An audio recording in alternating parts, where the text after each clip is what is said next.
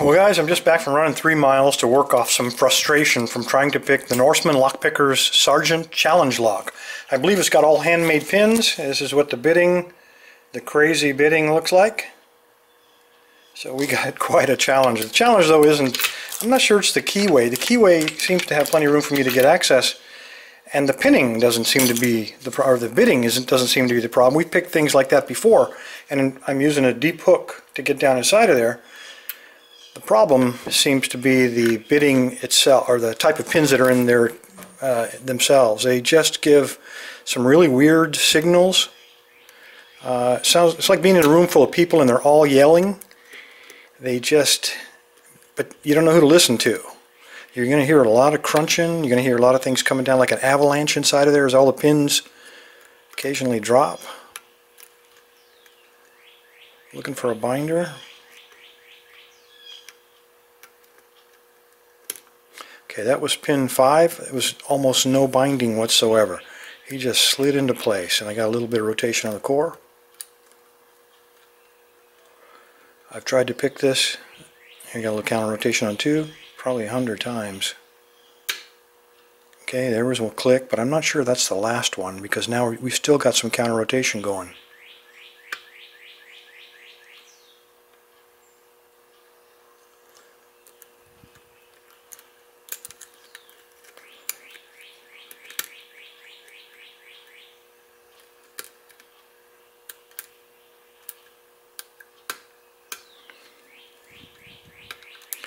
Anyway, like I said, 100 attempts maybe, maybe not that many, but a lot.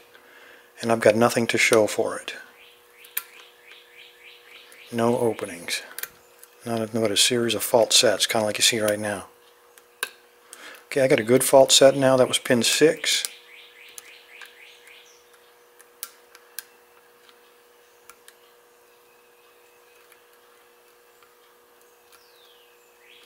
Probably the deepest fault set I've ever had on this lock. Okay, that was pin 2. This is definitely the deepest fault set to date. Okay, that was 5, another one of those famous avalanche crunches.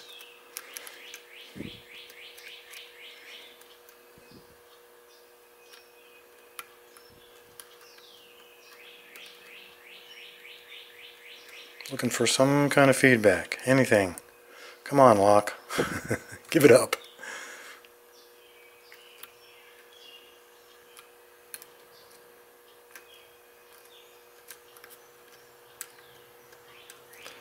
I have picked Medicos that were simpler to pick than this one. Okay, I got feedback on 4.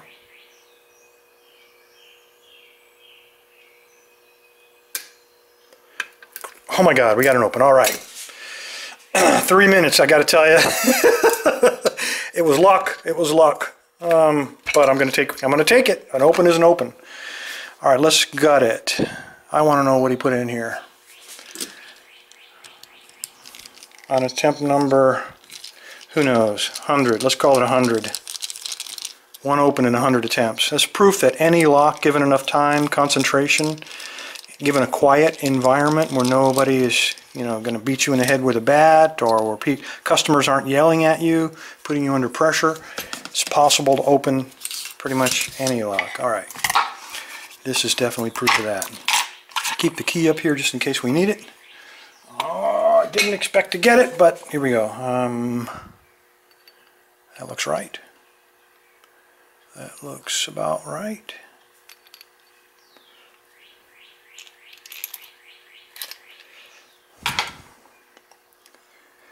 Oh my God. Am I counting this right? Are there 7 pins there? No wonder. I only felt for 6 of them.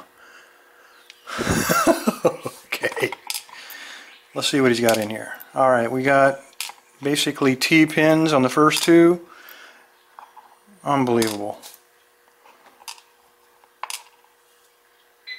No wonder I never got this thing. Oh my God.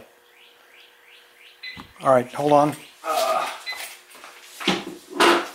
Sorry about that. I got a lithium battery charging in the background, and if I didn't pull the plug on it, it catches on fire.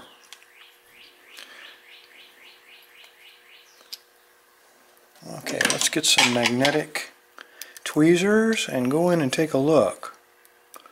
Alright, we got a serrated. Oop. We got a double looking serrated, a Christmas tree, assa pin.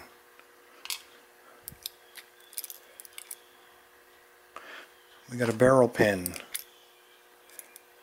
We got a T-pin. We got, we got a spring. Another one of these assa pins. Homemade, very deep cut.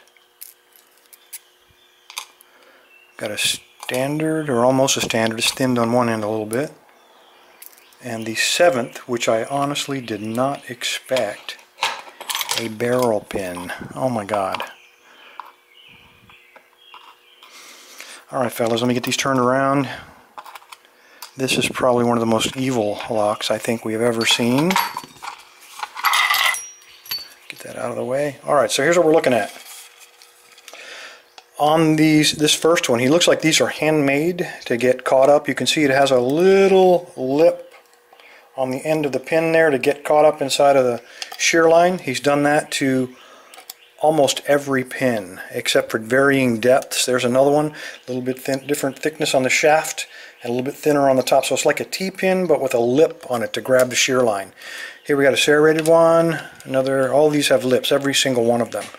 And then on the top we have a serrated, standard serrated, and then I'm going to call it a Christmas tree, a barrel, a T-pin, another one of these handmade, evil looking Norwegian Norseman Lockpicker specials,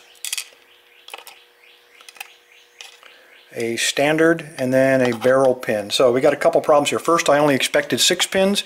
That's all I was picking for, and I must have gotten lucky and brushed up against 7 or just lost count, quite honestly. I was lucky to get this thing open. I spent I don't know how many hours trying to pick my way into this Norseman Lockpicker. You are an evil, bad man. Thank you for the lock. It was a challenge. I'm glad it's over. I'm going to put this thing back together and I'm going to find some other victim to forward it along to. Anyway, fellas, thanks for your time. Stay safe, stay legal. Norseman Lockpicker, thank you, sir. Appreciate it. Hey fellas, just an addendum. As I was reassembling this lock, I wanted to look a little closer at the core, and looking at the key, this is a 6-pin key, but it's in a 7-pin lock, and I don't know if the Norseman Lockpicker put that last one in there or if the lock came stock that way. But since we used a 6-pin key, that means the only way you're going to be able to get to raise that last pin to the proper height is to have it ride on the very tip, the very slope of the key. See if I can get this in there, and I'll show you what I mean. So, come on, focus. So when we, come on, focus. There you go, baby. So when we slide the key in there, it's only going to go in that far. And so the pin will ride up against the very edge of the slope. He had to pin that just perfectly. So there's only one size, I think, that'll fit inside of there. But if you're not expecting, if you're looking at the key, you know, it could be deceiving. You're looking for 6 pins, and like I was, and to get surprised by number 7. By the way, number 7, since he rides on that slope, he's also a low cut. So it's going to go from the high to a low one there. Pretty slick. The other thing I noticed as I reassembled the pins inside of the Bible here is that the springs, he had manipulated the springs as well. We had both steel springs, which are pretty good resistance. Some of them had been stretched, some of them had been shortened, and he also had one brass, or rather copper spring, which has very low resistance. So that'll give a wide variation in the tensioning on those pins. Anyway, pretty tricky lock. A lot of hidden things here that you just don't see unless you look closely. Anyway, Norseman Lockpicker, you are a bad man, but I appreciate your lock designs. Thanks, guys.